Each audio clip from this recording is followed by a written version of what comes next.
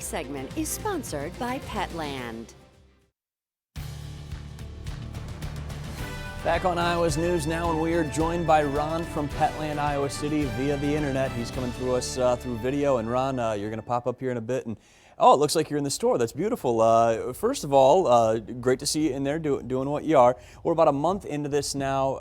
People are probably getting a little stir crazy. I don't know if pets are getting stir crazy or more just curious as to why their owners are sticking around so much. But are there some things people can start doing maybe before we get to our main topic today that just help their pets maybe cope a little more, or maybe help them get out of the house a little more aside from just their daily walks?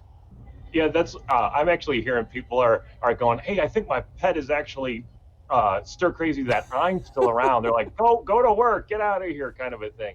And so some things that you can do is definitely go for the walks, go for the runs, get out there and be active with your dog. This is a unique opportunity to have this time with your pets.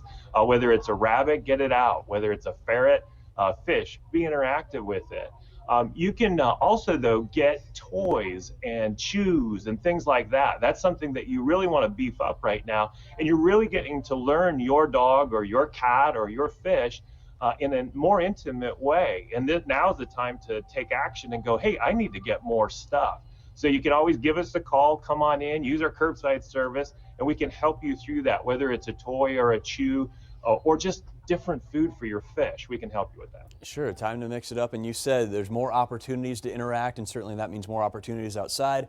That means more opportunities for grooming and keeping our pets clean. And you're going to talk about three things, three facets of that we need to keep in mind as we're all quarantined today. Yeah, the first thing is, I don't know if you're into shampooing and bathing your dog, but here are some tips on how to do that. Obviously you've got your shampoos. You got to use the dog shampoos that are out there. Do not use human shampoos. Do not use Dawn soap. Everybody talks about dish soap. I'm like going, stop using that stuff because it's so harsh on a dog. Your dog is going to be itching and scratching a lot after you do it. A dog soap and a cat soap or shampoo are things that are going to be much less, they don't take as much oil out and everything. But what I do say is wash 2-3 times. When I bathe my dog, I lather him up 2 to 3 times. So I lather him up, rinse him down, lather him up, rinse him down. But then come back with a conditioner. My favorite of all time conditioners is BioGroom Silk. This, ladies, you ladies all know that conditioners are not all the same. Silk is one of those that have a really high content in it, and it does really good for long-haired dogs. I use it on short-haired dogs too because it stops the itching and scratching even more. So it's a really good product to use. Also is, where do I do this shampooing? I have a little dog, so I just do it in a utility sink. But let's say you have a cat that's ornery and you can't keep them down. Use the shower. That's where I actually bathed our cat all the time, was in the shower. Just took them in there, lathered them up, did all that kind of stuff. It was much easier. So if you have that dog or cat that's apprehensive about a tub or something and you can't control it, just bring them into the shower and do that. The second thing that I wanted to do is brushing. Know that there's different brushes out there. There are slickers, there's de-shedders and all that kind of stuff. Know that the Furminator is really good at de-shedding your dog. So if you're having shedding issues, which this is that season, go into a de-shedding tool. There's the old-fashioned de-shedders, which are also, they work, but not as good as the Furminator.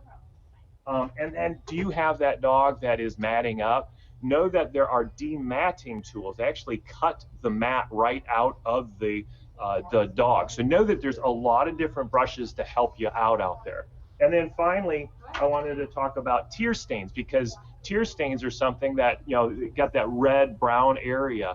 The first thing you want to do is just trim that area and just use a simple scissors. I use safety scissors because they're not going to poke anybody's eye out. But then you've got supplements that are out there that you can use.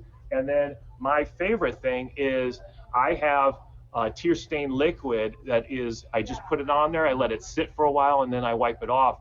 And within 1 or 2 treatments, I've got that's tear staining down. If you use all 3 of those, you're going to really do a good job on that tear staining for that dog. Thanks so much for all the tips there. And of course, Ron, you see the shelves down there at Petland Iowa City. They are stocked, ready to help you out.